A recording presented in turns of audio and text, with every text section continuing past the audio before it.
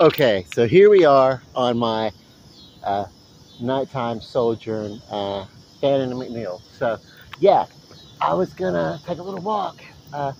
Like this was really cruisy, like in 89, 90, 91, somewhere around there. Uh, I don't know. After that, I got old enough to actually go into the bars.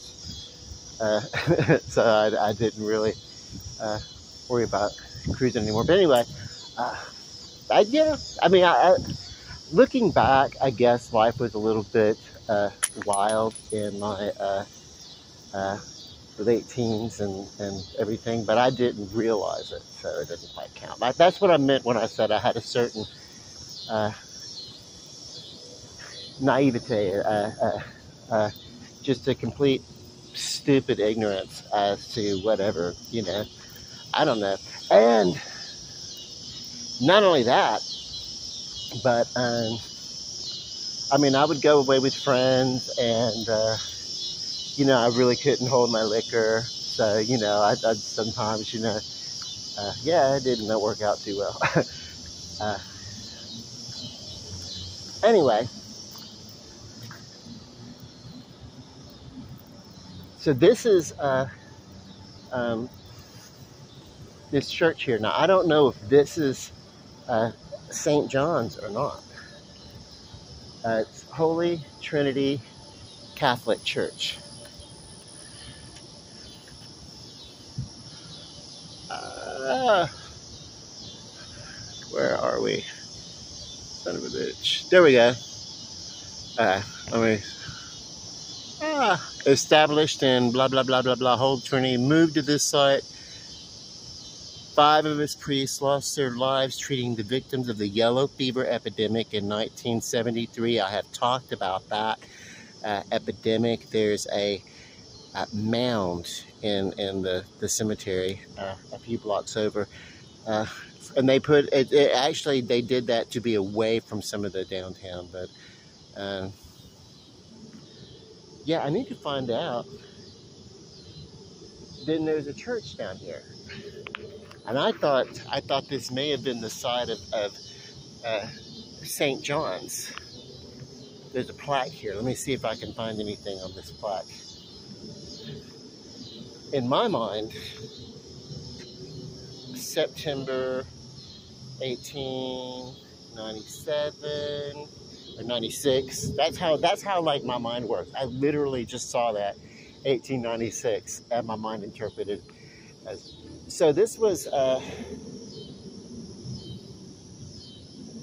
Holy Trinity was 1858. So this was not St. John's, I don't think. For some reason, I don't know. But there is an Episcopal church, and that's a little bit further up in Gum Hill. I don't know. I do know that where we're walking, where you're going to be walking with me, where I'm walking and you're just coming along for the walk, just down that slope. Also, yeah, that whole little area just down this hill, sloping down here, used to be known as St. John's Bottoms. And it's the, I guess, the easternmost part of downtown. And for a while, it wasn't considered part of downtown.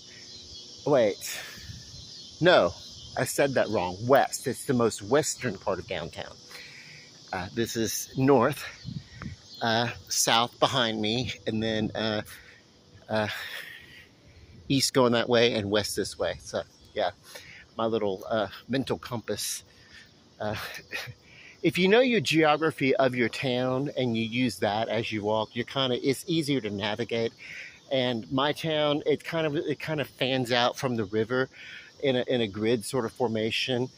And then also looking at street signs, how they go up as they go away from the river, and further out from downtown, they increase and decrease as they come back towards the central area. That's kind of easy for me to navigate. And most towns have some sort of order. And if you know that, then it will help you, not get too lost. And that's good to know because it's almost universal wherever you go in the U.S. Anyway, maybe on some county roads or something that have 3 or 4 roads, you know, in some places. Okay, so as we're going downhill here, downhill, so this used to be an area of town called the Bottoms because it was at the bottom of the hill. And yeah, you just, all this, at one point, used to be rows and rows of like shotgun housing and everything. And it was also like, it was the red light district back in the day. This is where nothing was going to be not criminal, okay? But the whole idea is that in the 1800s, late 1800s, if all that stuff took place within this certain parameters, the fines would not be as much. There would not be as much patrolling. There'd be some patrolling around the perimeter, but they wouldn't actually go into the neighborhoods and harass people and bother them too much. And unfortunately, that is something that happens a little bit too much in some, still, especially in the American South, there's still some segregation that happens. And you know what? It's not just in the American South, because you will find that in larger metro cities where there's more populations, even in the north. You know, the more poorer the neighborhood, you will find a racial divide, and you will also find less of a police presence. And when you do see the police presence, it's not about edification, but it is about let's see, the opposite of edification. And I should know this. Oppression, not edification, but oppression. And law enforcement can never be about oppression if it's going to be effective. It has got to be about edification of the neighborhood. I don't mean to be political on that, and that is something that we can learn from all political perspectives. And I would turn my camera around, but I'm not wearing a hat, and I look like hell, and I look all sweaty. Yay! This is not an exercise video, but no, it would have been like, I didn't know. I was way too naive back in my late teens and early 20s. I would come down here. Of course, I'd be with a group of people, and it was always real busy. You know what I mean?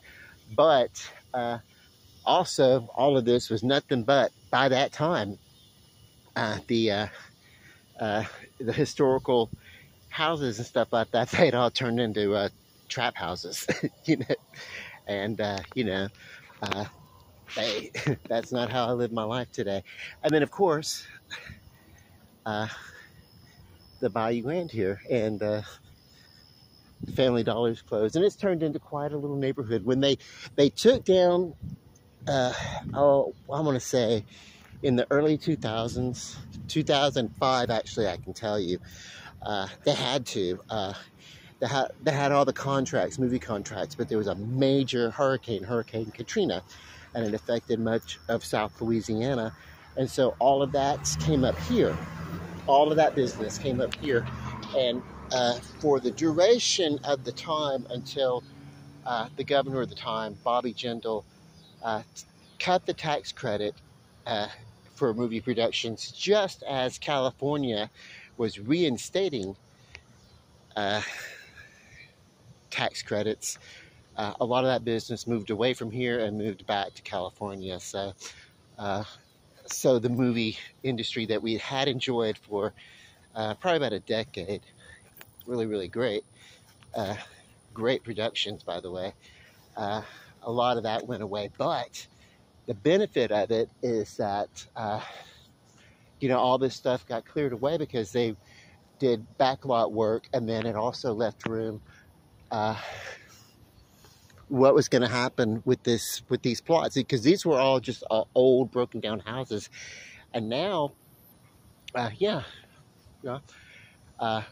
mixed income affordable housing. Some rent controlled, some are, and I talked about it. Some are earmarked for housing vouchers, such as Section 8 or other programs that are available for rent relief or whatever. Some of them are market price, and some of them, they can be You know, they actually can just don't have to be controlled at all. Like if it becomes really successful and people want to, they can charge whatever they want. And the whole idea is to create an entire, you know, blended economic, uh, blended culture, everything. You know, just kind of like a really just kind of step in the direction of stepping away from self-imposed segregation that we say is self-imposed segregation, but the truth is that it's segregation based on economic lines, because the after effects is that well, there's an imbalance in the distribution of wealth based on work that ancestors, forefathers have done, I should say. Forefathers, maybe that's more. What I mean is that much of the work that was done in building this country was performed by indentured servants, and without option. And so that